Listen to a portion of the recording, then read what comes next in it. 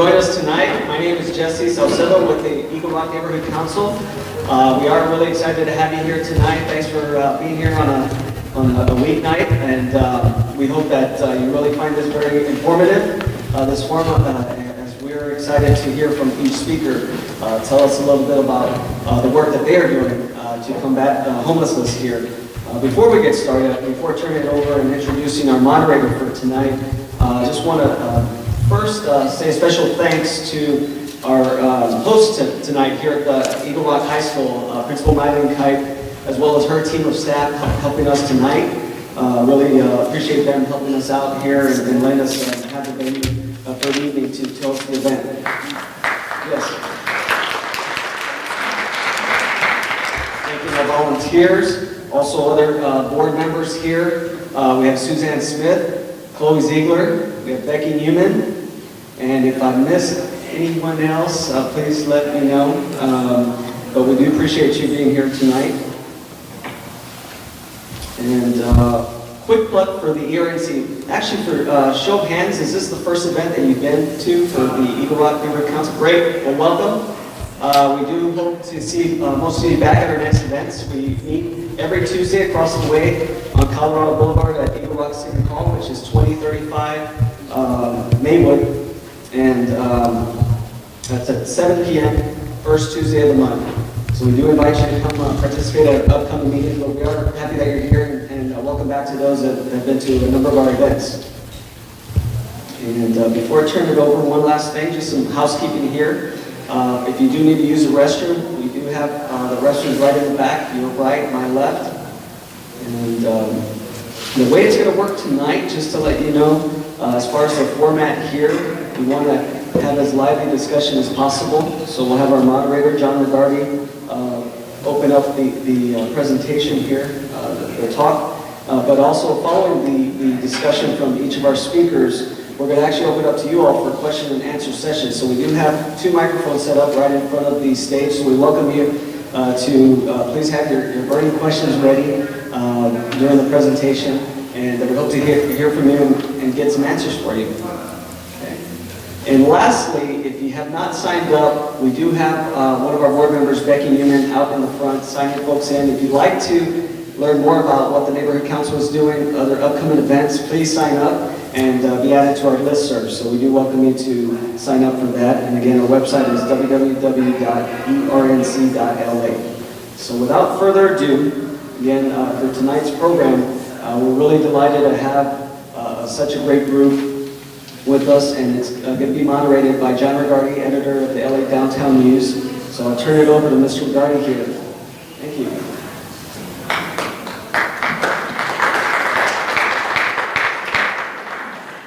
Thank you, Jesse. And as we begin, I'd first also like to echo one thing Jesse said. Thank you to Eagle Rock High School for making this venue available to us tonight. And I also want to just say thank you very much to the Eagle Rock Neighborhood Council for hosting this event, for putting it together. It's very clear that the largest, greatest issue that this city, this entire region faces is homelessness. An estimated 58,000 people homeless within the region, something that we all see almost every day.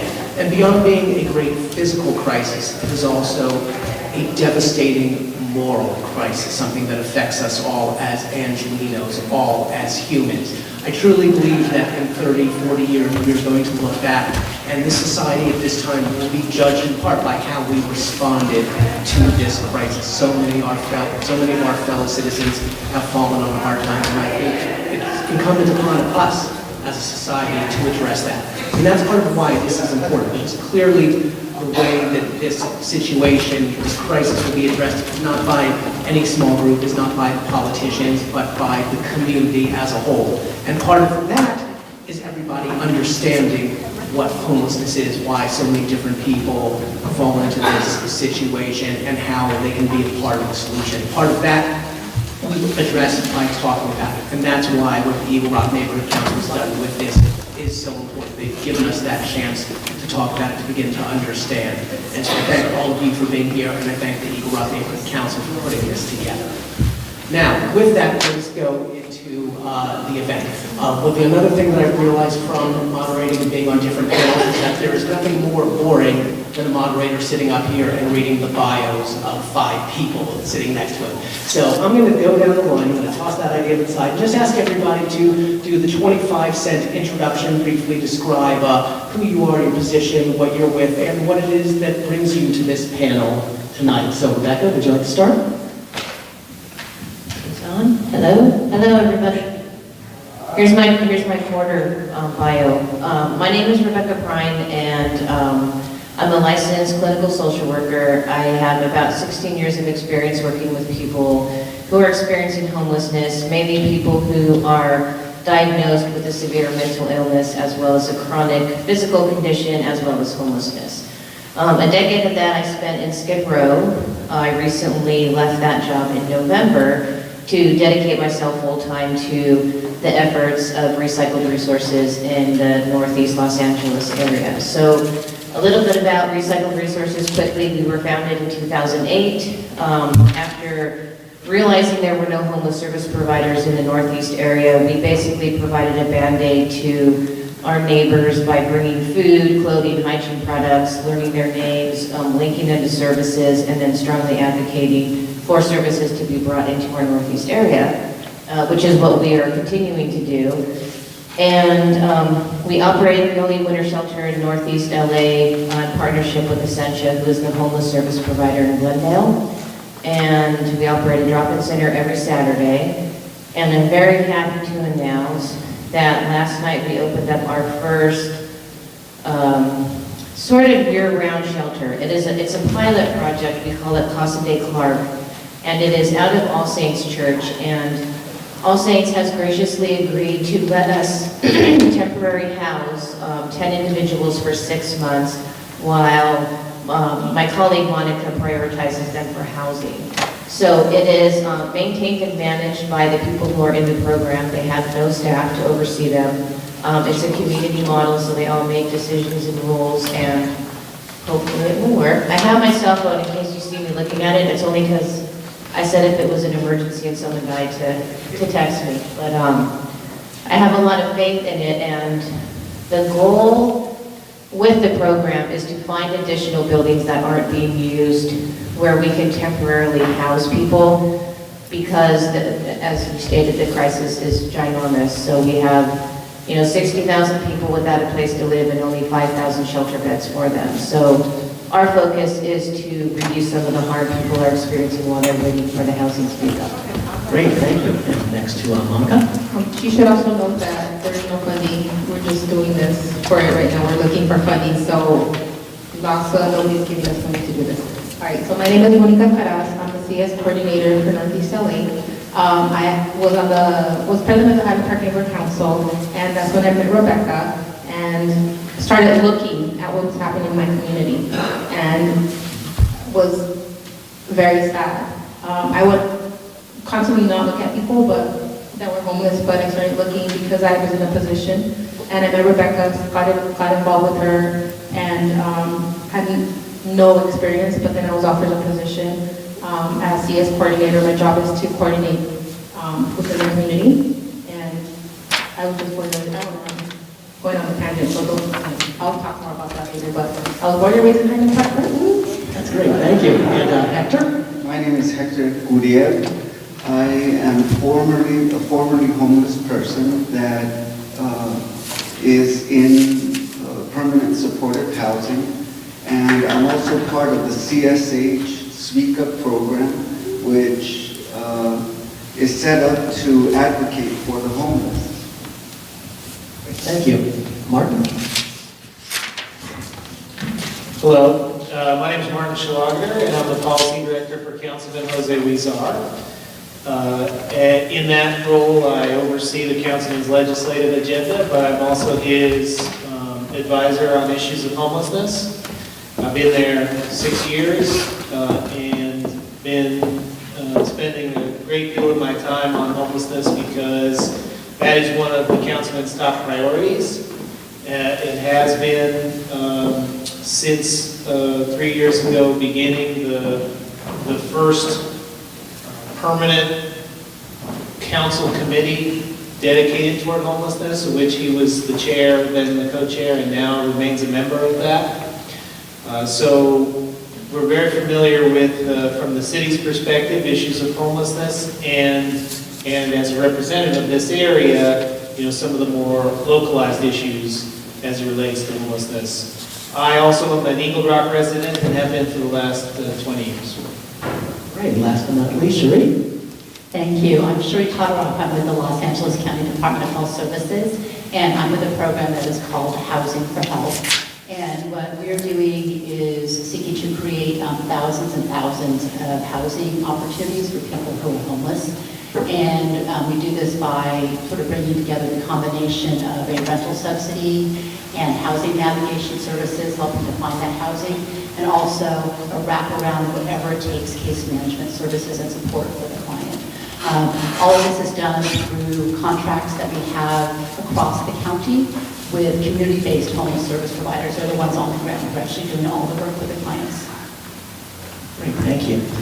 Okay, so everyone in the audience knows the way that we're sort of going to operate tonight. We're going to start, I always think it's helpful letting you know the basic process. We'll start looking broadly at the overall homelessness situation within the region, then we'll try to narrow down to the local situation here in Eagle Rock, Northeast LA, and then we'll be looking for solutions, options, next steps, both here in the community and in the wider region. As Jesse mentioned before, after about 45 minutes or so, we will open it up to everyone in the audience to speak to our great panelists. So obviously where we're starting is, as we've mentioned, there's about 58,000 homeless individuals in Los Angeles. Approximately 48,000 are unsheltered. That was according to the account last year by the Los Angeles Homeless Services Authority.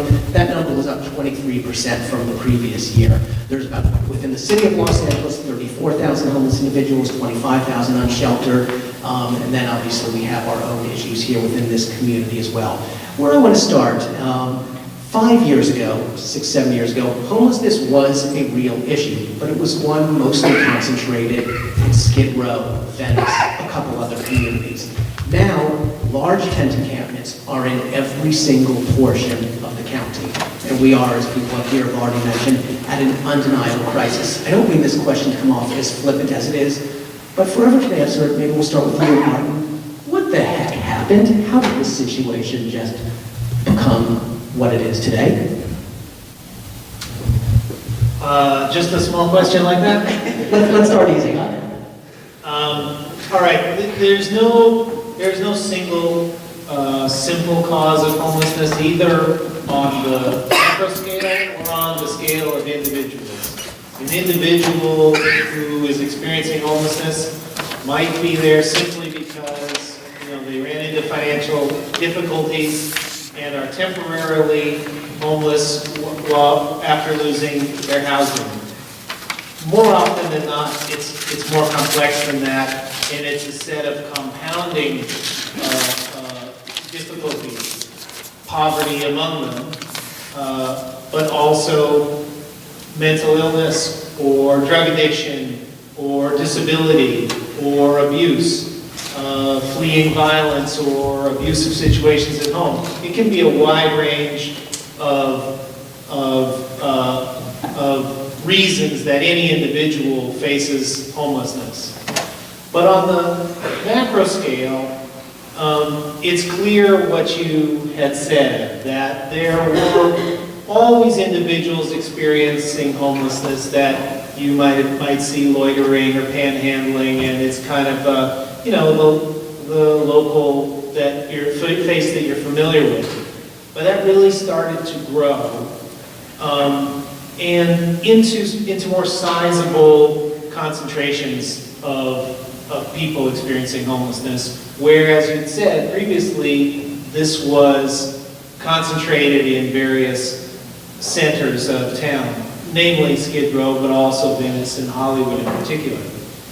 So as that visibility of encampments and people experiencing homelessness has grown, so has the desire and the resources to respond to it.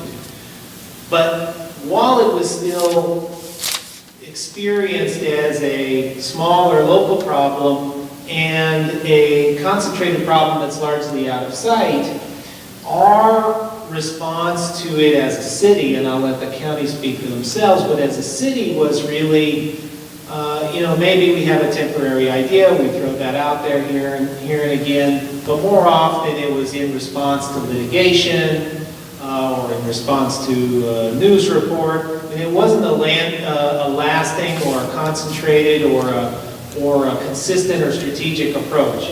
I think the growth of homelessness and its visibility has now prompted our policymakers, city and county, to work together to try to make more consistent and more strategic the response and the resources we dedicate to homelessness. But what's behind this is both the failures of the past, which I mentioned, the failure to be putting a consistent approach in place, while having also reduced our resources over the last 40 years toward mental health and mental health institutions, and the growing crisis of affordability in our housing supplies. As you all know, I don't have to tell any of you that rents and property prices are going up, and that's creating a real crunch for folks, but especially those who are, closer to the margins. We hit a recession, and that knocked a lot of people off of their regular income, put a lot of people's margins much thinner. While we've hit a recovery, that recovery has not been even, whether you're speaking locally or nationally. That recovery has been working best for the people who have wealth and is working less well for middle class and lower income folks. So those margins are remaining very thin, meaning it's a lot easier for someone who would otherwise be able to dip into some reserve that they have to cover a difficulty in their individual circumstance. Much more difficult now to do that, and with housing prices the way they are, because there is some recovery, therefore there is some demand. It is a demand that has outgrown our supplies over time, and that has compounded over many years. So we do have a housing crunch, and as a result, where people's resources have become slimmer, they're closer to falling into homelessness, and we're definitely seeing that in the results of the counts that we do every year, that there's more people falling in to homelessness who aren't normally, regularly homeless. Cheri, is there anything you want to add to the discussion from the county side? I think that was a really, really comprehensive overview of what's been happening. Now, we add from the county side that we've been a service provider. That's how we view ourselves, a provider of healthcare services or mental health services or substance use services. And one of the things that we have historically done is looked at our client as they're in front of us and dealing with that particular thing that they came in for that day, and not necessarily looking at the client holistically and everything that's going on in their life and what happens when they leave the door. It's been very common, for example, in our hospital delivery system to have clients who are homeless who would come into our emergency rooms, and we would fix whatever was going on right that day, and then they would exit back to the street. And you're not going to recover, you can't get better, you can't take your medication, you can't get good nutrition, you can't get the rest that you need. And so there's a cycle of people going through the hospitals and the emergency rooms. And we realized that we needed to change the way that we did business, that actually housing was a healthcare issue, that somebody who is homeless and is dealing with health or behavioral health conditions is not going to get better if they're out on the street. And the best thing that we could do for somebody is to actually get them inside, get them housed, help them with housing stability, and then help them connect to everything else to support them while they're there. And so we really changed the way that we look at how we deliver services, And we're looking at the person as a whole person, we're looking at all of their needs, and we're looking at integrating those services, not saying you have to go here for your mental health and here for your physical health, and we expect you to be able to make all those appointments and do all that transportation. But it's more like, how can we integrate that for you? How can we support you? And that it is better for us as a healthcare delivery system, and it's better for people as individuals in their own recovery and stability, and better for our communities. For us to be investing in housing, it's very unique to have a health department invest in housing, and that's what we've been doing with the county health department for a number of years now, because we realized that was the best thing that we could do to help somebody who was homeless and sick. So thank you. For the next question, I think we'll probably springboard to Rebecca and Monica, and related to what's just been said. There's a stereotype of homeless individuals as the wild-eyed person talking to him or herself on the street, but we know that only about 1/3 of the homeless community suffer from mental illness, and there are many levels of homelessness, including the economic homeless, including people, Martin sent me some interesting statistics before about the number of homeless individuals in this area who live in cars or RVs. Martin, was it about 65%? So, Rebecca, Monica, can you give us a window of what, again, sorry for the broad question, but what homelessness looks like in 2018 beyond the stereotype that people have? Okay, I wanted to kind of address what was just said. First, I have a ginormous amount of respect for Councilmember Huizar and his staff. They are very supportive of the work that we do, but on the ground level, what we've seen over the past 10 years, especially because I've been in Skid Row every day, is all of the single room occupancy dried up when downtown LA went through its renaissance or gentrification, whatever word you want to call it, and all of the affordable $400, $500, $600 rooms that a lot of people down there used to have disappeared. And there was no plan to build any more. All of them became these exquisite lofts that were $2,200 a month. That pushed people into Skid Row, and then as Skid Row became bigger and downtown LA became hipper, people then were sent out into other areas of the community.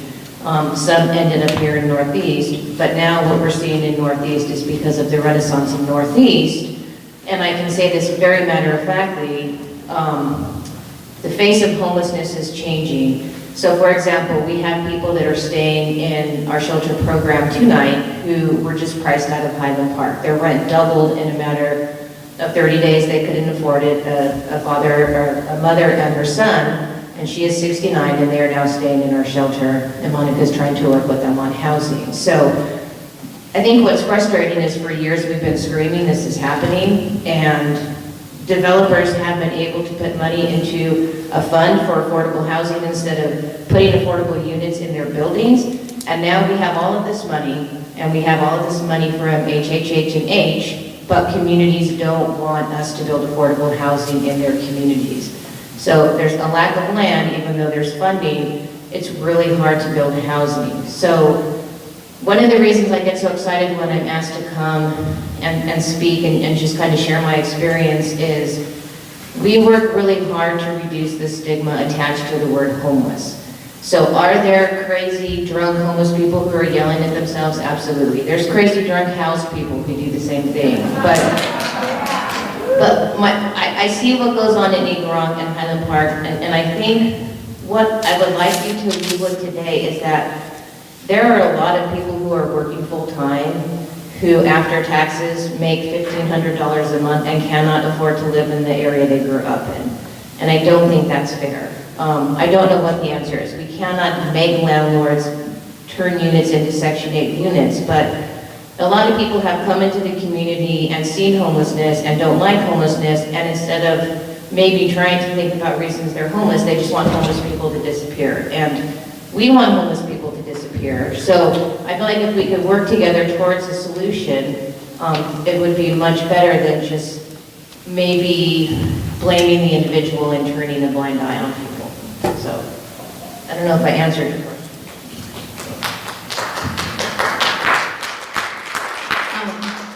So I do want to echo that. I mean, I grew up in Highland Park, and if I move from where I live, I will not be able to afford to live in Highland Park. And I'm telling you, I ain't leaving. I will live in the river if I have to.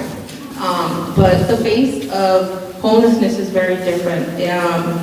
I grew up in Highland Park, and where I used to live, there was a facility for people that suffered from mental illness, and when that closed, some of those people became homeless. I was really little, and that was my impression of homelessness. I would see them talking to themselves. The first time I did outreach with Rebecca, I was very, very scared. But I knew it was something important, and I can go anywhere. You will see me in the river by myself, anywhere. I'm not scared. I am careful, so you know, but I think that everybody that I've met, they're interesting people. They're musicians, they're artists. A lot of people, and just so you know, about 85% of the people that I come in contact that are homeless in Northeast are from Northeast. You do see that element that comes from, and you can tell right away when they're not part of the community, but for the most part, the people that are homeless in the area are from the area. So these are your neighbors, you know. And I housed a family that was homeless in, it was interesting because I knew the child because he played football at Franklin, and this kid is amazing, but they were homeless.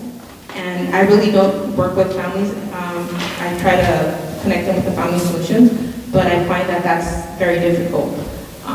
However, this family, something happened, there was a miracle, and I was able to house them in Lincoln Heights.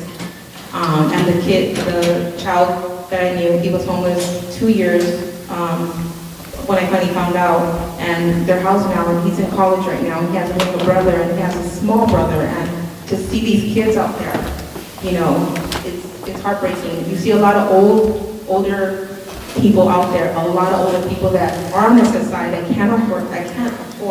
I mean, we had 60 families that were evicted, and that's the big reason why people are homeless. A lot of people that, you know, would not be homeless is because of the rent. And until rent control is fixed, you're going to see more and more people evicted and out on the streets. Because there's a lot of people, especially in Negro, a lot of people living in their cars, and a lot of people that are working, but they're living in their cars because they can't afford to live here anymore. I want to turn to Hector. Hector, I saw you nodding your head there as you were listening. You've experienced this issue in a way that the rest of us and most people within this community have not, and you've become an important part of Speak Up and telling the story of getting into permanent supportive housing and how that helps. And I'd like you to share with our audience a bit of what you feel comfortable with and talking about your role with homelessness and Speak Up. I drew up a couple notes, a couple paragraphs on what I went through as a homeless person and eventually being housed. Nobody makes it a life's goal to become homeless, to lose all your belongings, including your car, clothes, health, and your self-respect. But it happens, and it happened to me. I sunk into deep depression as I lost all sense of self-respect, and I became funny smelling, because when you live on the streets, you smell like a street person. You smell like exhaust, you smell like urine and sweat.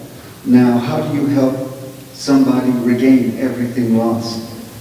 My homelessness started when I suffered a back injury working as office manager in a medical clinic located in Glendale, California. The doctors prescribed narcotic pain medication, and I soon became addicted to it. When the doctors who prescribed the narcotics could no longer prescribe these medications, I found several dealers on the street to sell me the pain pills I needed so as not to go into withdrawal. At about the same time, I was diagnosed with diabetes. That made my health that much worse.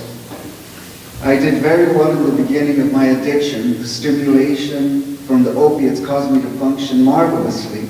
But as my addiction progressed, my ability to function in an office setting became totally impaired. The clinic closed for business, and I began to isolate myself from friends and family members. Ultimately, I suffered from depression that left me unable to perform even the easiest tasks, like looking for a job. When I did apply for a job, I got an interview. The interviews didn't go well at all.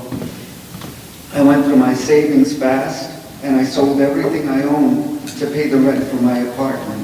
And when I had no more to sell, I packed a few things I had left and moved into my Ford Explorer. I wandered the streets of Los Angeles like a derelict until finally I went to the Hollywood Department of Mental Health, and after months of taking psychiatric medication, I began to feel kind of normal again and started a search for a roof over my head. I went to several organizations that help house the homeless and filled out many applications without any results, and would return to my Ford Explorer disappointed, which is where I lived at the time. And you have to understand, my truck was the closest thing I had to a home, a place where I felt safe. One day, I came back from checking on the status of an application, and I found that my Ford Explorer was not there. It had been stolen. The last bit of home that I had, I was devastated. I didn't know what to do after that.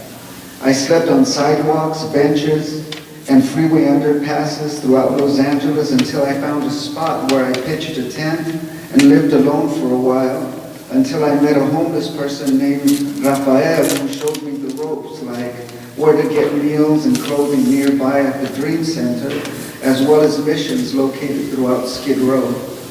I lived like this for almost a year and a half, bearing bad weather, being susceptible to attacks from local gang members, which you heard about from people who lived on the streets that had run-ins with them. After a very long time of just surviving on the streets, I asked Eileen Regan, my case manager at the Hollywood Department of Mental Health, about housing. Now, my case manager was new and didn't have much information, but she told me she would see what could be done. At the following meeting with her, she submitted an application to Skid Row Housing Trust. I went through the screening process, filled out all their paperwork, and within 2 months, on April 8, 2016, I moved into a Section 8 shelter-plus care program apartment. I was paired with a caseworker who performed an assessment and referred me to a drug rehab facility to deal with my addiction. Within a few months, I was well on my way to getting my life together. As far as my diabetes goes, my blood sugar levels are better than ever. Now, because stress makes my blood sugar levels go up uncontrollably, I'll never be able to go back to doing the work I used to do.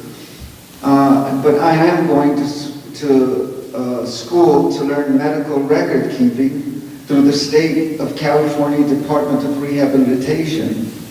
Having a place to call my home has made quite a difference in my life. Now I feel safe, and I use my time getting my head straight and helping others that are homeless by sharing how I was able to get back on track. This is the reason why I joined the CSH Speak Up Advocate program. My name is Hector Curiel, and I am a CSH Speak Up Advocate. Thank you very much.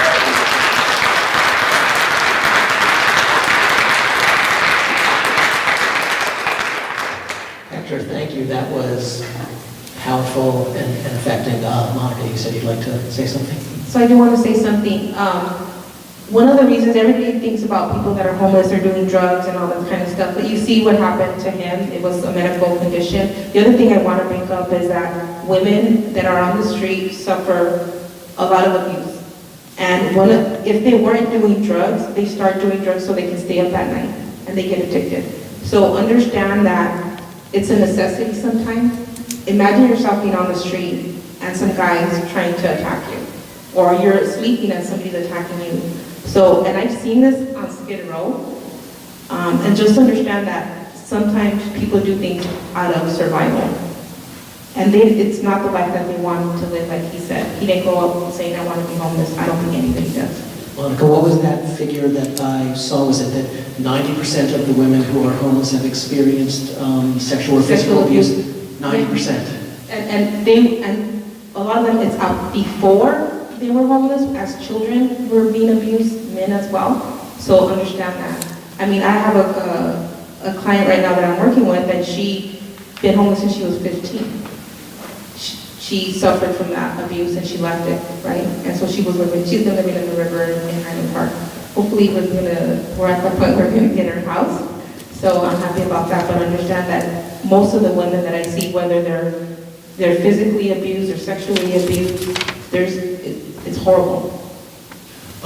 Hector, you were very powerful there in talking about the benefits of permanent supportive housing in your case, and I want to use that to look at what we're talking about now as potentially some of the responses. As we've discussed, everyone is aware of the severity of the problem, and the Los Angeles residents have responded. There have been a pair of initiatives that were passed. Most people in here probably voted in those elections. City residents approved Proposition Triple H, a $1.2 billion bond to build 10,000 permanent supportive housing units over 10 years. And just the other day, the City Council approved another aspect to hopefully streamline, speed the approvals of some of these projects. And county voters said yes to Measure H, a quarter-cent sales tax that will create approximately $355 million a year for homeless services such as mental health, outreach, etc. We know why the voters said yes. They saw the severity of the problem. But what, and we'll turn to Martin and Cheri for this, what do you think the solution will ultimately look like? What sort of time frame are we looking at? Where are we going to, and I apologize for the grandiose question, but to get to the smaller parts, we have to start with the big aspects. So where and when are we going to see the response that will reverse this situation on the streets? Martin, it looks like you're ready to jump in.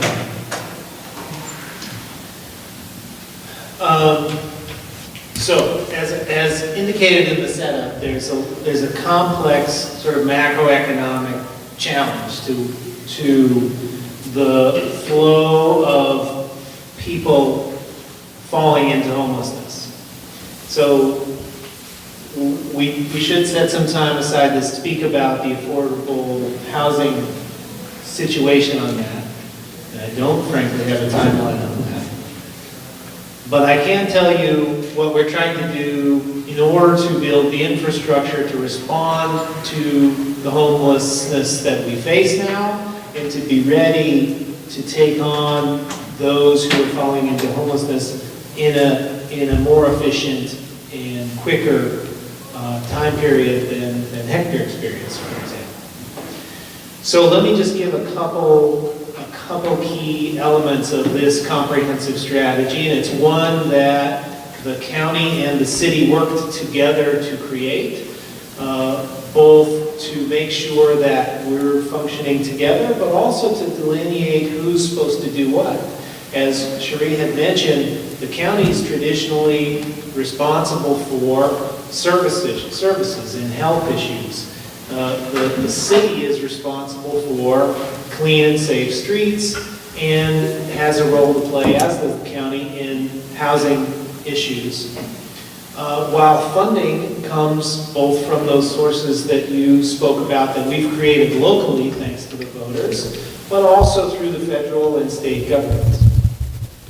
Locally, we've created the plan of action to, I'll let Cheri speak from the service side, but basically to start integrating better the services as she had spoken about, to make sure that they're not isolated from one another, but are being delivered more holistically.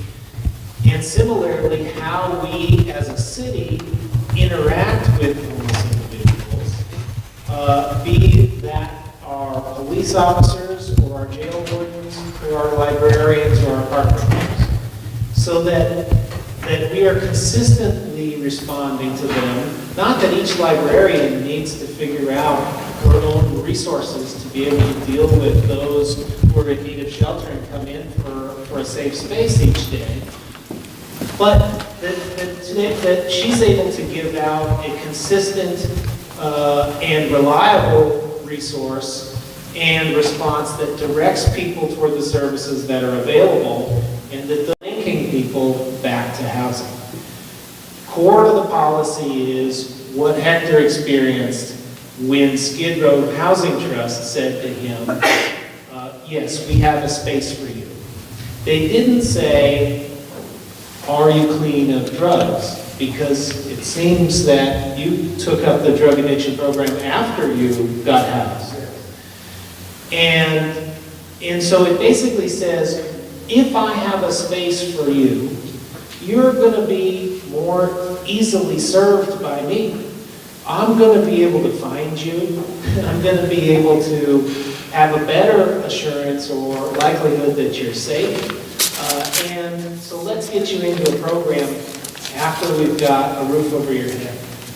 How do we create those supportive housing environments? That is our long-term strategy that's embodied in the $1.2 billion that we put forth from Measure HHH, which Councilman Huizar was a co-author of.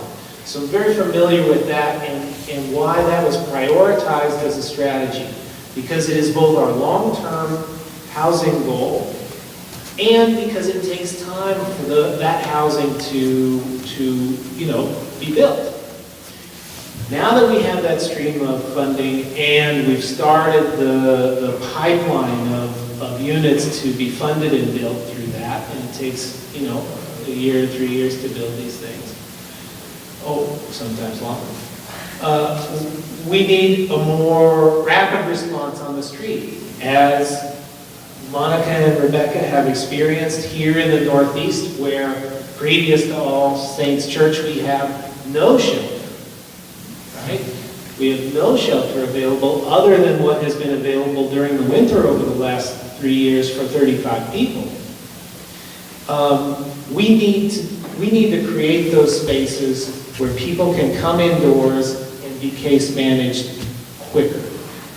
Hector told the story that he went back and forth multiple times with his case manager and with his applications for programs and for housing and for jobs. And while those didn't pan out, he went back to his car or his place on the street. That makes it inefficient for us as service providers to be able to respond to Hector. And so we need to have spaces where you can come in and be in an interim safe shelter while we're, what we say, case managing someone or navigating them toward long-term housing. So now that we have a strategy for long-term housing, which is a 10-year program to build up to 10,000 units of supportive housing, we need a growth of our temporary bridge housing, our immediate shelters, so that we can create a more humane and more efficient place for our homeless neighbors to be while we are working on services for them. The councilman has asked for a review of properties that are available with a specific focus on how to deal with the 2,000 people who sleep on the street every night in Skid Row, and we are looking forward to a report back from our staff, the staff of the city on that, hopefully this month. And as part of that, we are trying to build out the framework of what that might look like citywide as well. Because as much as we talk about Skid Row, and as much as we talk about that as the largest concentration of homeless individuals in the country, it's just 15% of the city's population of people experiencing homelessness. So it truly is a citywide matter, which means we need these kinds of facilities and housing units citywide. I don't have a timeline on that yet, except to say we're going to be debating it in the immediate weeks and hopefully having some strategies come forth with timelines on them. We have started to put some money from HHH toward that strategy, but obviously that's meant to be an immediate strategy. So hopefully we'll be able to develop a lot of these facilities within that 10-year time frame as the long-term housing comes into place. Great. Thank you, Martin. We'll come back here in a moment. But before we go, Cheri, do you want to address, the county's aspect, $355 million coming in through the quarter-cent sales tax? Yeah, so one of the things that we're doing actually in our partnership with the city is when we're talking about those 10,000 units of supportive housing, is the county is committed to providing all of the services for the tenants who go into that housing. So that means that everybody's going to have the opportunity to have a case manager who works with them and is there to support them with whatever they may need. One of the things that We have found, like, often in the past, when somebody was provided with some services as they were moving into housing, it may have been time limited, or it may have been like a case manager, like the organization was providing the services, didn't have a steady source of funds to support the case management services. So maybe you had one like case management or resident services coordinator trying to help like 100 different tenants in a building. It really was not feasible to be able to provide a high level of support in those situations. So what we're doing is making sure that every case manager has no more than 20 clients to support today, and the support is not time limited. It doesn't go after a week or a month or a year. It's there for as long as that client needs it. So that's one of the commitments that we're doing to match those services to these 10,000 units that will be coming online over the years. And in addition to just having that sort of case manager there whenever you need that support, the tenants are also into these housing projects as they're being developed. We'll be able to provide on-site mental health services, and we'll also be able to do on-site assessment for substance use services and get those linkages to those services. So it's really a comprehensive approach to meet the client where they're at and to give them whatever support that they need. This is happening with those units, the projects that are being developed under Triple H, but there's also opportunity here in the existing sort of housing stock that we have in this county. The challenge, of course, is the affordability of it, but we are able to go into existing and support clients who need to get back into housing in the existing housing market, for example, with rental subsidy support, with help with housing navigation, with that case management support that comes with it. So one of the things we're also always looking for, especially to help us now as we're waiting for a lot of this new housing to be developed, is how can we get people into existing units? And really working with landlords to see who will work with us to help make units available for the clients that we're working with. And to support those landlords, we also know that sometimes they may not be as comfortable renting to somebody who has been homeless in the past. And to help them with that, we also work with the landlords as well to know that we are here to help you. We will give you 24/7 support if you're having any challenges with your tenants. We have some incentives for landlords to participate in the program. We have damage mitigation funds, which I can tell you we rarely have to use, but it's very comforting to owners and property managers to know that that resource is available. We also, every client that we assist getting into housing out there in the private rental market, they have that case manager with them. They have somebody there to support them. They have somebody there to assist them if there's any issues going on or any conflict. So we're really there with like a broad look at all the opportunities that are out there to get somebody connected to housing, and to be there to everybody who's helping to provide that housing, whether it be in the traditional affordable housing market or the private market, to know that we are in it for the long haul. We're here to support you as an owner and also to support the tenant in the building as well. Great, thank you for that. We're going to be opening it up to John, questions. just clarify, because the question was about timeline. This is happening now. They have committed now for units that are available. That commitment is so critical to being able to pull off our strategy. And so because of the voters having funds available now, this is happening now. There's a ramp up to build our capacity, but that strategy is not something we hope happens. It's happening. Great, thank you for clarifying that. We're going to be opening up in just a moment, so please start thinking of your questions and coming up. I know Rebecca, it looked like you wanted to jump in there, or? I think when I was listening to Martin talk, I just, again, want to plead with you as the Northeast community. So I think the last figure I read was we're expecting 10,000 units by 2030, or whatever number it is now. So although it's good that we voted on this money and this housing will be built, in the meantime, the 60,000 people who don't have a place, and that number is going to continue to grow until the housing appears. And then once we have the housing, there'll probably be more. I don't know what the solution is, but today, what you can do is please try and support what we are doing. And Sean is in the audience. If you can stand up so people know who you are. Sean is the co-chair of the Northeast Homeless Coalition. They are working on something called safe parking. So he has been coordinating with business owners in this area to try and open up parking lots overnight so you don't see an RV in front of your house, or you don't see somebody living in their car on your street. And we are trying to work with churches to have them open their doors because, let's face it, they're used maybe 3 hours a week and they are great places for people to sleep. So we're trying to get creative in our solutions.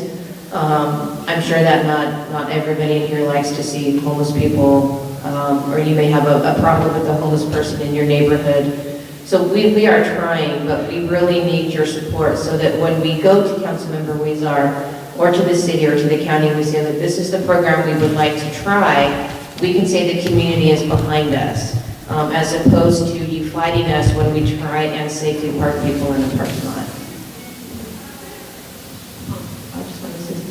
So yeah, that's really important. I also wanted to say is that we opened the shelter 3 years ago, and we did not have one complaint the first year about people or anything.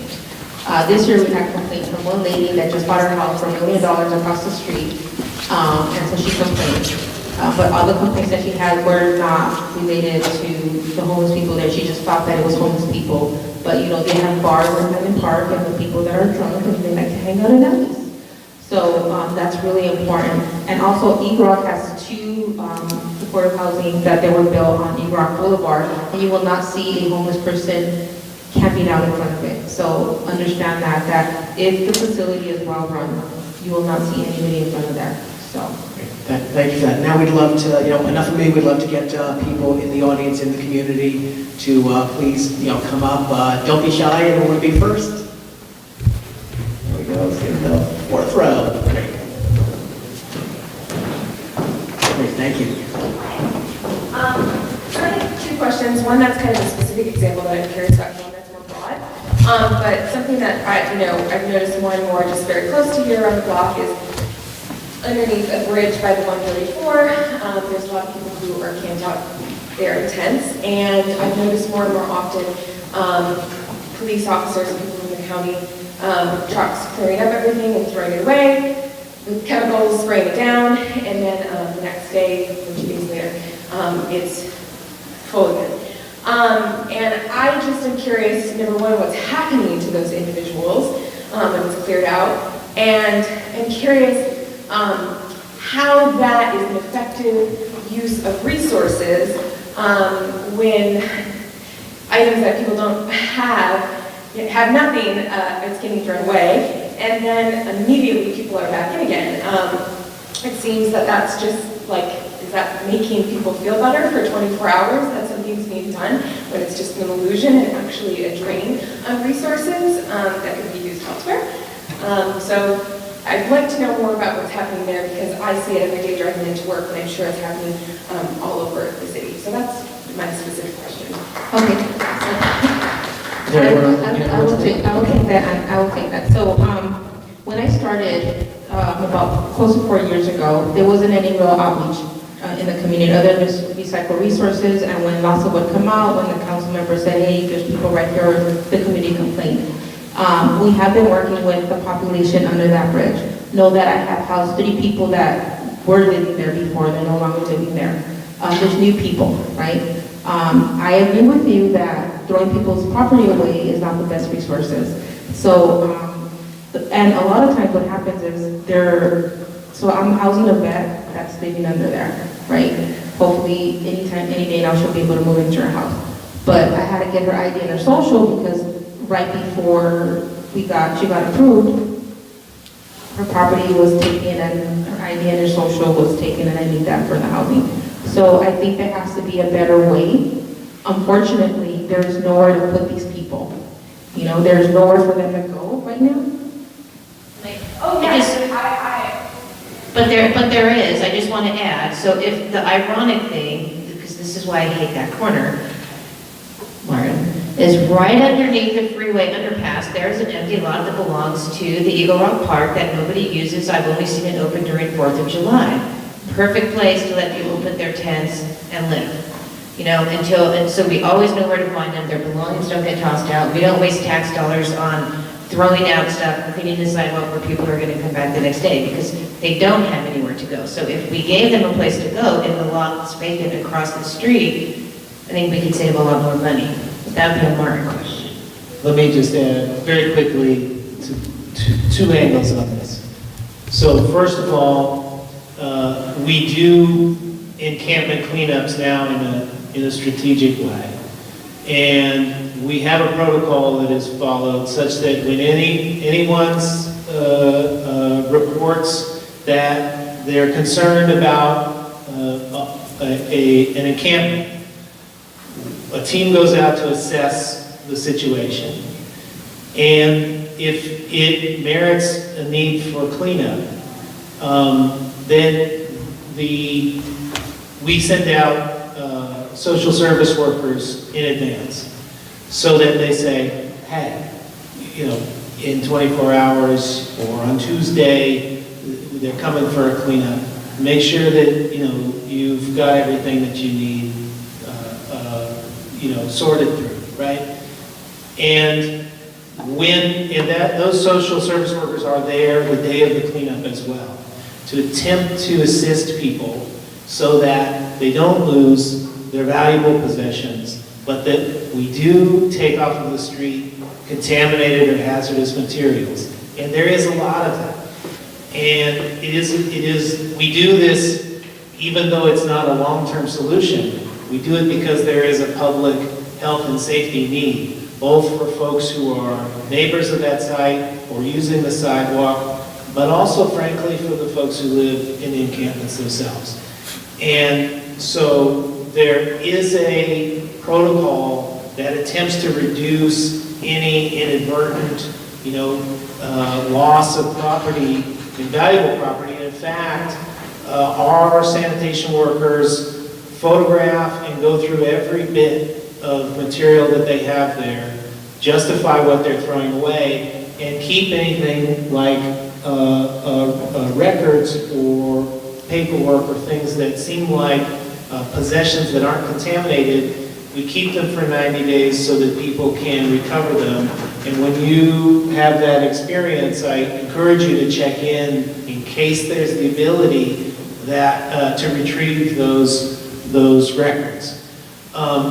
So at any rate, there's a protocol. Is it perfect? No. Does it solve the long-term matter? No. Do people then re-encamp in that space? Yes, because they didn't have somewhere else to go. But is it a cleaner and safer space for everybody? Yes. I always go back to what would the sanitation concern be if we didn't have this program. And in fact, the program is not large enough. The requests for cleaning up encampments around the city have a backlog of 6,400, and they're growing 200 a month. That's just the backlog. That's what we're not getting to. So the councilman has actually asked for additional resources to be able to have this response with social service workers and some public health response. With regard to the parking lot that's right across from where there is going to be a dog park, and there is a groundbreaking on the dog park on May 5th, if anybody wants to join us out there at 9:30 in the morning. We do expect that the dog park is going to increase the use, or regular use of that parking lot. But we do want to assess that use and figure out what availability might be there afterwards. That parking lot is actually jointly owned by the city of the county and Southern California Edison, so there are some tricks to being able to make that available. I think after the dog park is in place, we have a sense of how frequently it's using or how much it's available. We can have that conversation all over. All right, sorry, I want to get others. I saw that you've been waiting patiently, so please. Thank you so much to people who work so hard on the ground. For so important.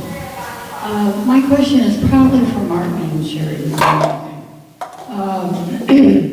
From what I'm hearing tonight, there's an awful lot of work being done trying to keep up with a lot of this, and it's growing far beyond what probably a lot of you are able to do.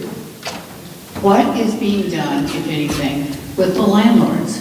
I mean, there's a certain amount of education, it seems to me, that has to take place with just everybody. I mean, I wish there were more people here tonight that could hear what's going on and stop looking at this as a huge, thing that they don't want to face. So the education thing is so important to me, I would think. That you've got to educate people that homelessness is not, just like Hector, this is not something that is a forbidden thing. This is just awful. You have to help people. And one of the things I ask is, what about these landlords? There's got to be something that can, I understand there's monetary stuff here, but how can you get these guys to get it?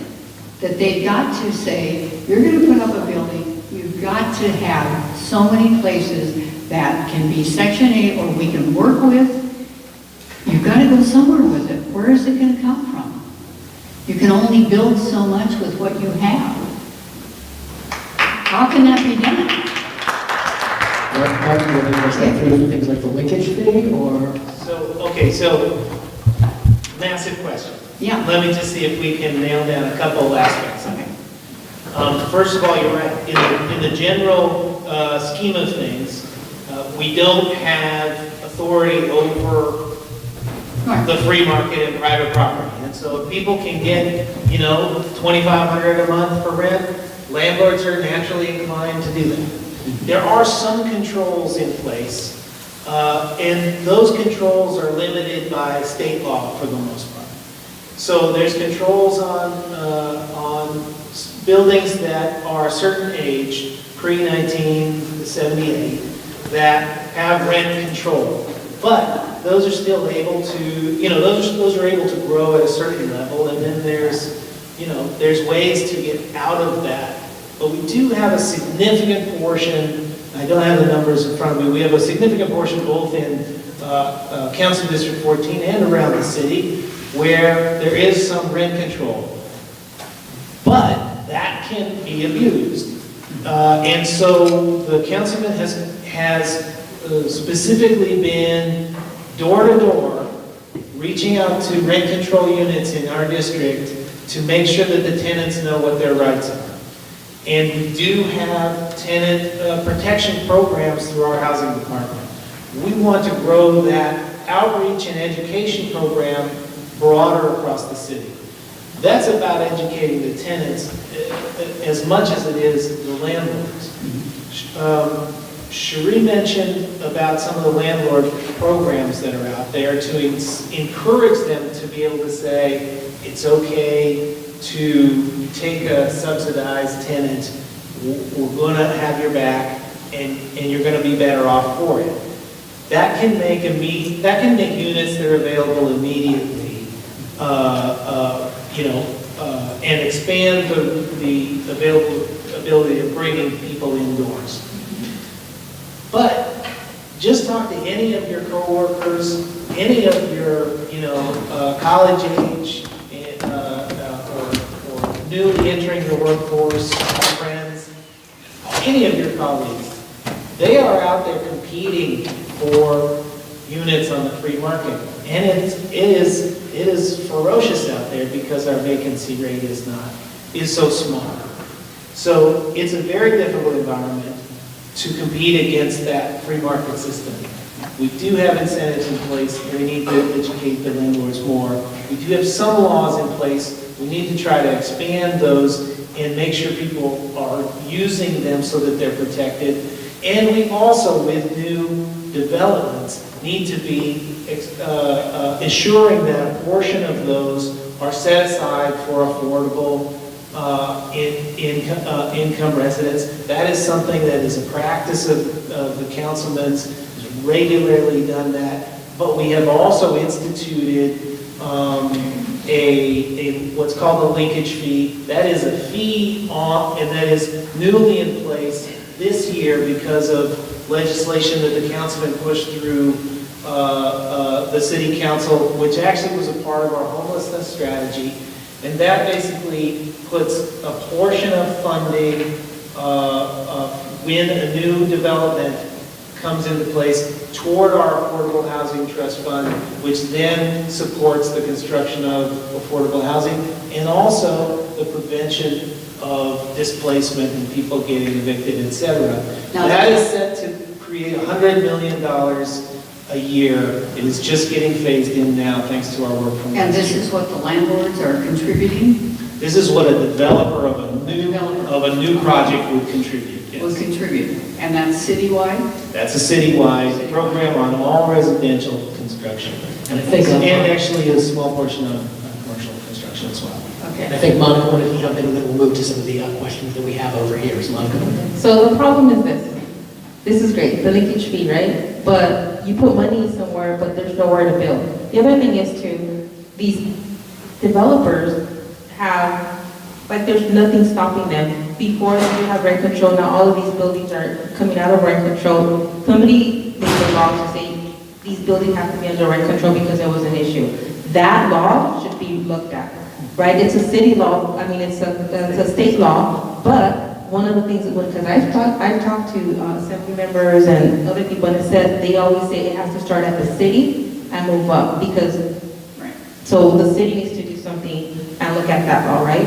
But the other thing is, this linkage, like I said, the linkage thing is not really doing anything, because nobody's allowing them to live anywhere. And how many vacant apartments are there in downtown? There are a lot of them vacant. It's not as many habitable vacant buildings as people see vacant buildings. Let me just speak though. Yes, anything that's available, we need to be using, absolutely. Let me just speak real quickly to the availability. Is there anywhere to build? Listen, we are letting the development community identify that. And the only way they're gonna do the work to identify that is if there's money available to support the construction. HHH, right? We didn't know what the development proposals were going to be,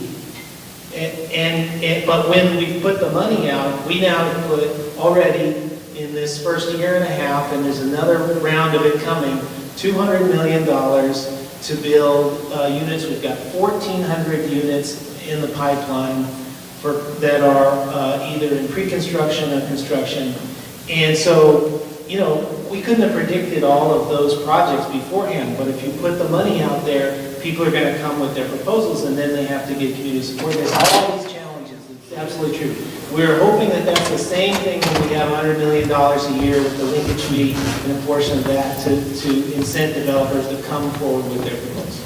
How much- I apologize, but I'm going to cut our panel off, ma'am. I appreciate, but I do want to get to some of these other. We've had two other, I think two here, and then a gentleman over there. So we'll have you third, sir. Rebecca, the parking lot you were discussing was the parking lot that is leased out and they sell auto parts there like once every month? It's vacant, it's right across, Yeah, that's the same place. So, yeah, it's got to be the same parking lot, because I notice on Saturdays or Sundays that they sell used auto parts in there in this big, like, swap meet. Very occasionally, there's a classic car sort of meetup that happens there. Okay, so that's the parking lot. You know, I was just thinking right now that you're saying that a lot of these homeless people are being pushed out because of fiscal problems, that they're not able to afford the rent. Doesn't it make more sense for the city to get involved with these people who are on the borderline of losing their homes or losing their rentals, to get involved early in that aspect so they can keep them in the home, rather than spending all this money and revenue trying to put them back into a home?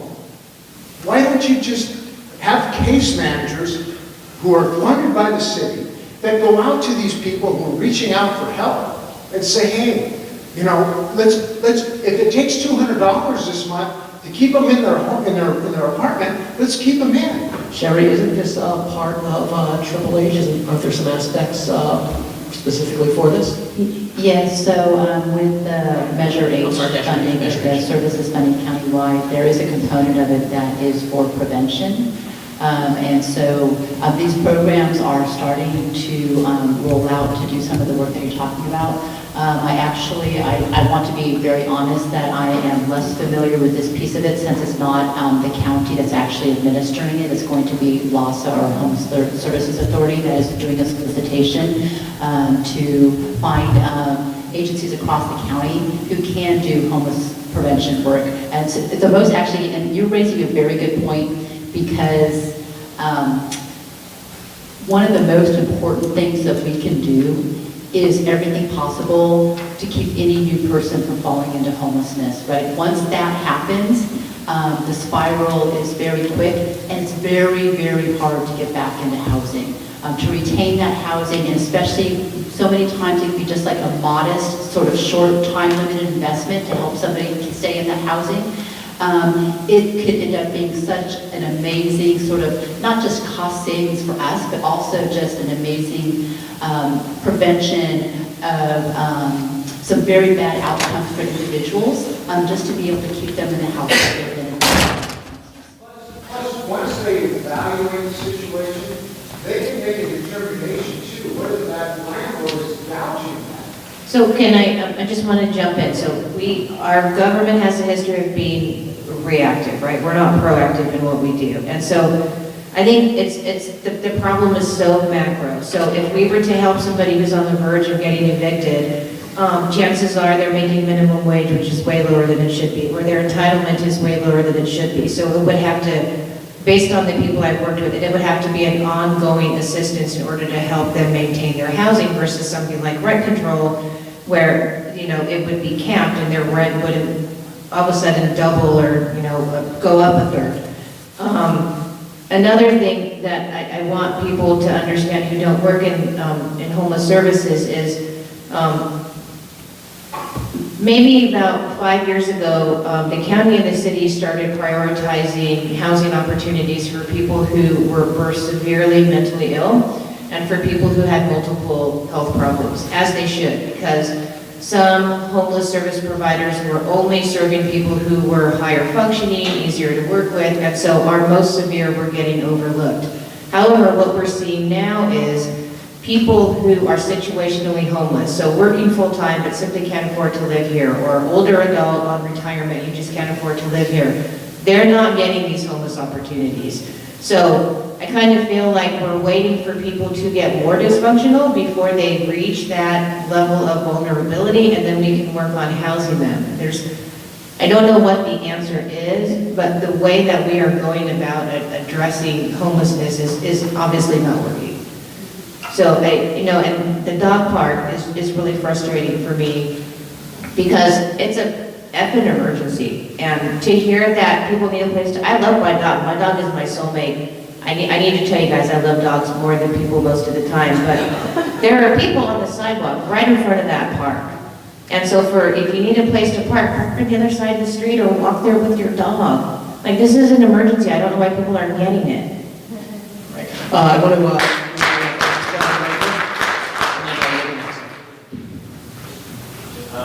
Yeah, I have a couple questions. Cheri mentioned that... I'm sorry, I'm just going to ask you to pick one, just because Okay. we're getting late here. Okay, well then I'll get to the one that Well, basically, the other day, there was someone sleeping on the street that was there when I left work in the morning, the same place when I arrived home at night.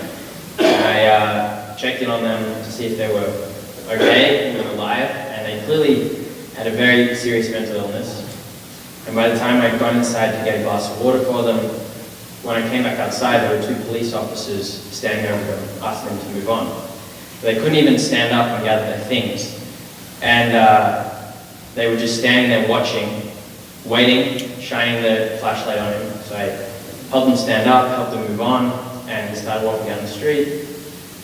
And yeah, it really actually, it really hurt me. It's very difficult to see. Now, yes, I'd like to know what training the police are getting and who I could have called. There are social workers I could have called. I don't know what happened to this guy. He needed help. Thank you. Can I answer that? So thank you so much for doing that. Seriously, I want to say this, I keep but the reality is, like I said before, we didn't have a lot of outreach workers before. One of the problems that I had is knowing where people were at. I know Highland Park, so I knew where people kind of congregated. So you can always email me, and I had a flyer out there, but Alcaraz at exodusrecovery.org, and .com. But you can email me to let me know where people are at. That's one of the biggest things. The great thing is though, is that we do have these outreach teams too that I'm working with closely, and that's part of the H money or the HHH money. And the officers are part of a whole team, and one of the things that they are doing is getting more trained. Sometimes officers are officers and they get jaded, and the officers that are being sent out, somebody complained about that individual, so that's why, right? Ideally, what would have been better, maybe calling the ambulance to see if the person was okay. But unfortunately, not all the officers are trained now, but I know that a lot of them are being trained because everybody's out there. And then also they do have smart teams for people that are mentally ill that go out, but not everybody like kind of shows it right away. But again, I think when people are complaining, the officer's gonna come out and move it along kind of thing. But if you say that the person is physically ill or can't get up, then hopefully the ambulance comes out and they take them somewhere. Thank you. This gentleman's been waiting very patiently. Can I add to what you're saying? That it's great that you being here tonight, have a resource now and you know that who in your community is doing this work and who you can contact.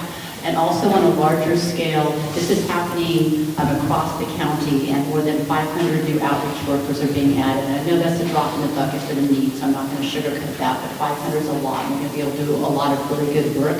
And they're also multidisciplinary teams that include nurses and social workers and substance use counselors and peers, so they can help anybody that is out there, whatever the need may be. And it's not in place yet, but for those people who don't know who the local resource is, there is going to be a centralized web-based system with also a call-in option where you can contact a single number or do a single web-based sort of report to say there's somebody here that I'm concerned about or there's an encampment that I'm concerned about, and they will deploy a team to come out and to look at what's going on and to assist that person, and there will be a way for you to get feedback to know what happened, so you'll actually know the outcome. Okay, thank you, Cheri. Sir? Thank you. Hi, Monica. I've run into you a couple of times over at the drop-in center, so I just want to say hi. My name is Michael Leon. I've lived in this neighborhood since 1951. This used to be a great working-class neighborhood, and all I can see that this gentrification has done has turned it into practically a third-world village. But Monica, you said something that was like a dagger in my heart about the homeless musicians and artists. These people need a place to practice their art. That's an important part of their well-being and mental health. So I would like to know if there's anything going on to allow these artists and musicians to keep practicing their art, and I'd like to help in any way. Get something like that going. If you can connect with us afterwards, we have our therapy groups, and there's our last winter shelter guests formed a band that actually performed. They were actually pretty good. So let us talk to us afterwards. On Saturdays, we always encourage them. Sometimes we have, I don't know if you've been there, but we have like karaoke and stuff like that, and they love it. And they're amazing. Like, people can sing. I think there was another question over here, but before I get to you, we haven't heard from Hector recently. Hector, there's been a lot of talk about homelessness, about getting off the streets, about solutions. I just want to offer you the opportunity, if you did run away, and if there's any observations you'd like to point out, because again, you have a perspective that no one else here does. So is there anything you'd like to say that to this evening before we go on to the next question, and we'll be done soon after that? I just want to say that you're doing great work here in this city, and just taking in everything that you're talking about. And I just want to congratulate all of you for the work that you're doing. Thank you, Hector. And I guess are we almost out of time? Is that it? Okay, we had this gentleman here, right?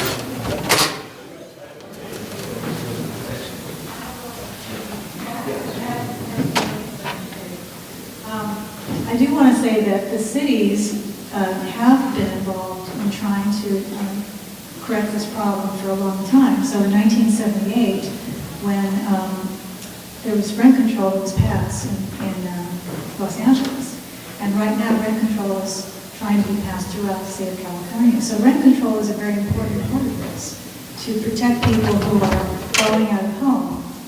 Another thing that can be done would be to stop some of the evictions that are going on. And the evictions are happening because of the fact that people are getting harassed to move out of their apartments. So it's not that people are falling out of their homes, it's the fact that some of them are being pushed out of their homes. And they end up homeless. And I really think it's an important aspect of this. And I don't want people to forget that that's a big issue. And the city does have a responsibility. The city has to make sure that people who are being harassed in their homes are not harassed. That there's an anti-harassment ordinance, which the city does not have. So we also have to protect RSO buildings from being torn down. You know, these are all things the city can do. And to say the city doesn't have a part in private investment, private ownership is not true. Because in 1978, the city did do a rent freeze for 6 months and instituted rent stabilization. It's not a question, it was a comment. No, it's important though, because we have talked about the critical element of prevention of homelessness in conflict with the rising rents and property values and the difficult market for rental units. And so yes, 1978, and that created the state's laws around rent control. And the problem is that we are stuck at 1978. So we don't have rent control for units that are newer than 1978. And so, as the councilman mentioned in response to your question last night at the State of the Town meeting in Terra, at the Terra event, the councilman supports, reforming the state's law that sticks us in 1978. So we do need both city and statewide action to be able to update our rent control laws. With regard to tenant harassment, which is something we hear many complaints about, the councilman has asked and has put formally in a motion for staff to propose back to the council a anti-harassment ordinance. I don't have timing on when that's going to be back yet, but we've been pushing them regularly, so I'm hopeful that we're going to hear a report back on what that looks like. There are such examples in Oakland and other cities, so the councilman certainly supports modeling something after that.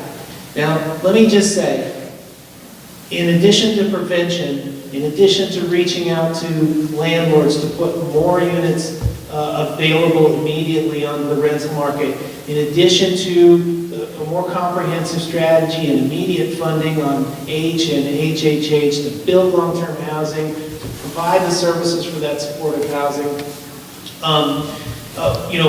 We also are trying to provide now, unlike we have before, a link, and this isn't prevention just yet, but it is meant to help those who are falling into homelessness and before they lose their car and it gets stolen. We have something called rapid rehousing, which is a short-term rental program to assist with rental, to assist with rents over a short period. Basically, folks who are more apt to restabilize with just a little handout. Oftentimes, those who have been pushed out of their home and are living in their cars, which is so many of the population here in the 14th district, at least in the Northeast.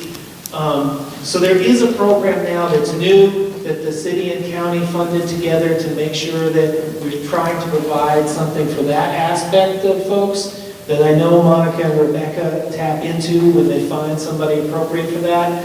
I read today that in the last not even a year, we have just from Council District 14 put 422 people back into housing as a result of that program. That is the same number of people that we have homeless on the street in Highland Park and Eagle Rock, right? 428, so if you include the people who were in the shelter who weren't in the homeless count, add 35, so you got about 450 or so who are counted. We know that there's more who are living on the brink. We need to put up the resources on those variety of fronts, and we need to develop this prevention strategy much better. But, as was said, while we have 58,000 in the county, and we have 34,000 people experiencing homelessness in the city, we have 450 here in the Northeast. We know that some units, some landlords, some developments, some rental assistance can really make a dent in that. So it is a solvable problem with the strategies we have in place, but we're up against a tide of macroeconomic challenges that mean we're not going to be able to rest on our laurels at all. All right, we've been doing this for 90 minutes. I feel we barely scratched the surface, and we could go on for another 90, but we do have to get out of here. I just want to say personally, I'm awed at the work that everybody on this panel is doing. Rebecca, Monica, Hector, Martin, Cheri, thank you for all you've done. Please, can our audience give a round of applause? Also, just one more thing, please, again, as I said at the very beginning, thank you to the Eagle Rock Neighborhood Council for letting us have this conversation. We didn't always agree, it wasn't always easy, but we probably weren't having this conversation 5 years ago, and now we are, and that's the beginning of getting to understanding and hopefully addressing this crisis. So please, a round of applause for the Eagle Rock. And thank you all for that. Before you all leave, my name is Suzanne Smith. I'm a homelessness liaison for the Eagle Rock Neighborhood Council, and I want to thank all of you for coming. It is sometimes difficult to publicize events like this, so I recognize, I thank you for finding out however you found out, and I hope that we will be able to increase attendance at future meetings related to this. I just want to share with you one last thing. One of the big strategies on addressing at least some of our issue of housing people experiencing homelessness has to do with creating permanent supportive housing. And you heard from Hector about how critical that was to his recovery and his ability to function as what he called a normal human being. That permanent supportive housing is going to go in all over the city, and we are hearing reports of neighborhoods where they are actively lobbying against that housing. One of the advocates here told me that they went to a meeting, a neighborhood council meeting, or some other neighborhood meeting, not our area, where people brought their children in t-shirts that said, "We don't want them here." I hope that Eagle Rock, that's not my Eagle Rock, and I don't think it's your Eagle Rock. If you don't understand what permanent supportive housing is, we would be happy to take people on tours of our local permanent supportive housing facilities so that you understand that these are not perhaps what you're thinking of. These are places where people live, they go to work, they see their case managers or their counselors, they have relationships, but the most important thing is that they have a place to sleep and to call their own. And we all treasure that here in Eagle Rock. One of the great things about Eagle Rock is that we consider it our home. And we can't just say, well, we're not going to accept more people. People are living on our streets. They shouldn't be. And whatever our views are about how they got there, we all agree that we don't want people living on our streets or under our bridges or in our parks. So let's work together. If you're interested in taking a tour of our local permanent supportive housing facilities, please shoot us an email at the Neighborhood Council. You can just do info@ernc.la. You can look for me, email me directly. My name is Suzanne Smith, and I'm on our website. But please help us all be part of the solution. I want to thank all of our guests for coming here tonight.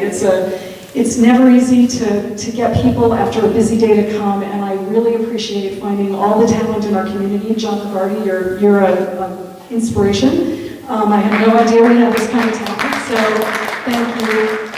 And to all of our panelists for coming here, and most especially for you, to come and be so attentive and participate. So if you have further questions or comments, please sign up outside on our piece of paper. I think our technology is a little bit 20th century here, so I don't think our iPad worked. But thank you again for coming, and we'll look forward to seeing you at the next event.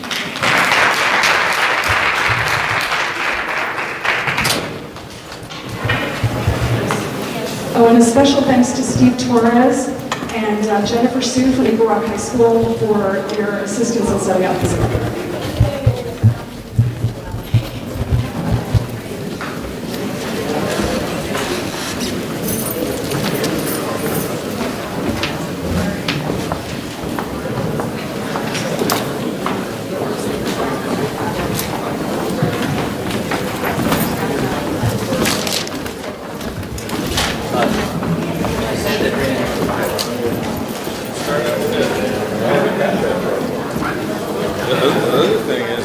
This is the thing that is amazing to me, is that, it's not amazing,